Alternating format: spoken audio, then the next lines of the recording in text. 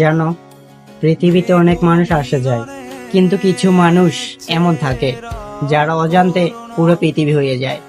তুমি আমার কাছে ঠিক তেমনই একজন।